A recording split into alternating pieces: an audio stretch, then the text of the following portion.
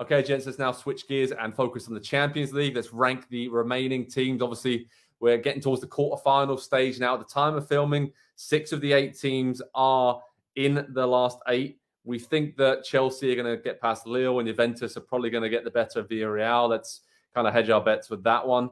But Nick, Man City and Liverpool, are they the favourites right now in terms of the level they're at in the Champions League and just generally in their domestic competition? I have a difficult time ruling out anybody. And I guess Benfica I would rule out just because they're not at the class of those other teams. But I can make an argument for Atletico Madrid. I can make a huge argument for Bayern Munich, and they won it 2 years ago. I'm going to go here. I love Man City and Liverpool, but I'll start somewhere different. I think Chelsea have the pieces over a couple of legs to defend very well, have a very good keeper, and take the chances in any situation. So there's just a part of me, I think this was maybe an Andy point earlier in the season, not to rule them out, and maybe it's just blossomed in my head, or maybe it was Joe. I'm kind of thinking Chelsea should be in that discussion with Bayern, Liverpool, and Man City. Yeah, that was last season. I called it from the round of 16. Round of 16.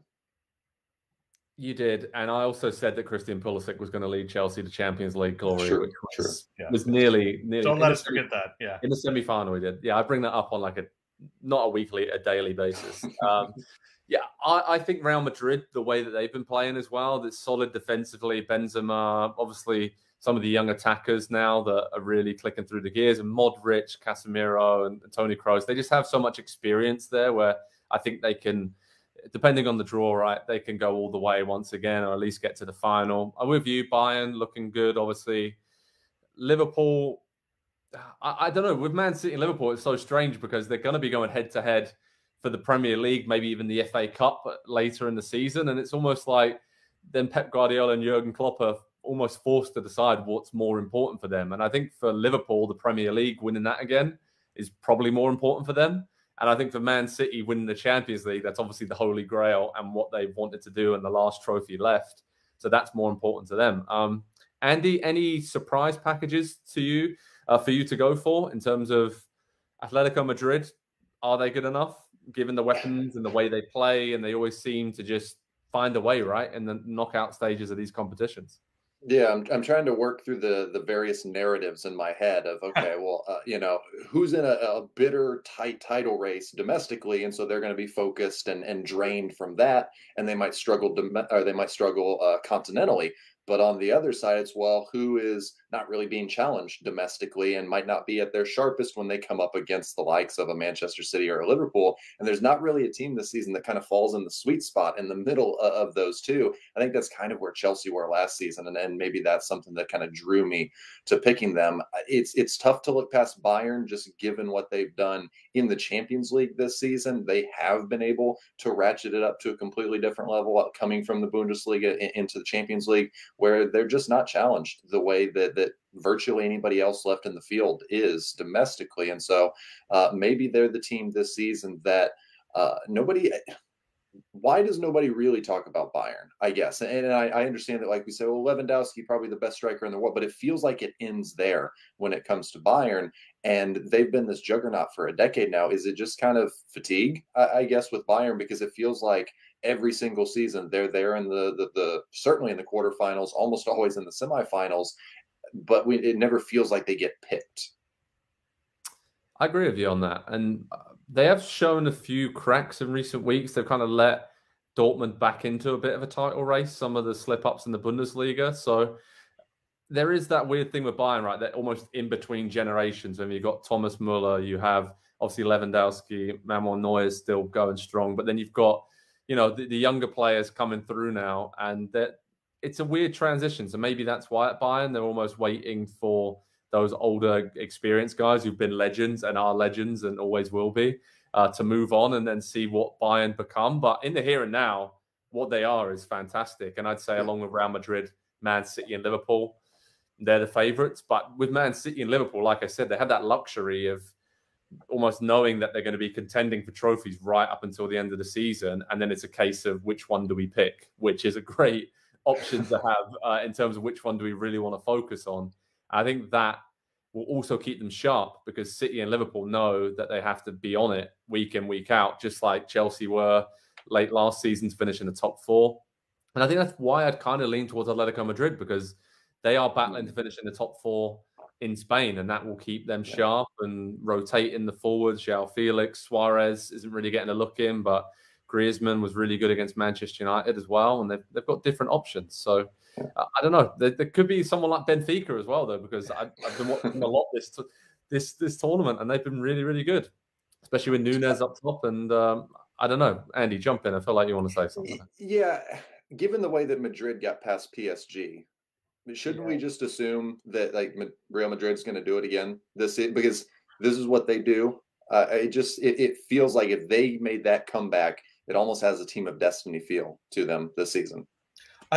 I'll tell you what, I like them in a sense of Cruz and Casemiro as kind of old hands, steady hands. But then I look at all these teams that we're mentioning, Man City's midfield, Bayern with Kimmich and Goretzka. I mean, these are some teams that can control the middle of the park. And are we at the point yet with Liverpool that we feel like they're going to do that with this group, with this particular group? Not that they aren't outstanding. You know, we've covered it. They're one of the best teams of all time. In fact, there's an argument to be made that they're being overshadowed by Man City's being one of the best teams of all time.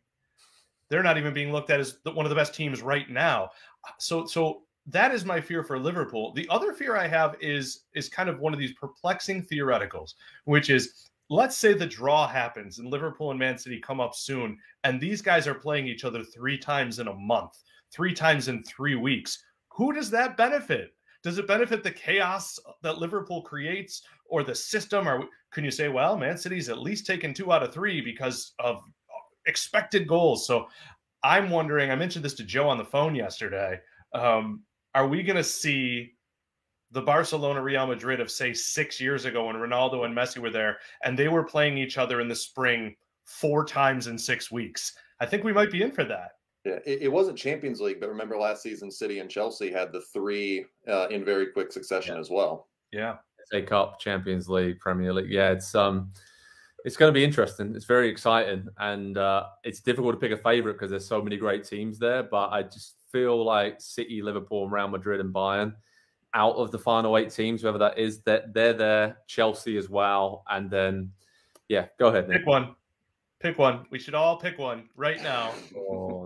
I'll go Real Madrid. Oh, okay. I'm going to go Man City. I think they're finally going to do it. All right. I was going to say that, but I was torn between them and Bayern. I'll take Bayern.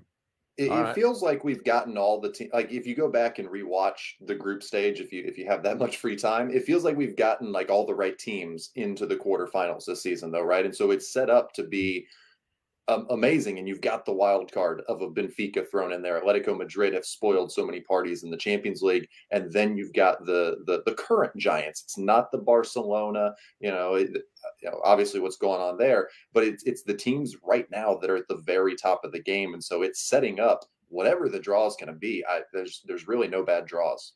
It's very true. It's very true. In terms of the USMNT, obviously Christian Pulisic looks like he'll be the one just flying the flag. Zach Steffen at Man City, of course, but Ederson's ahead of him.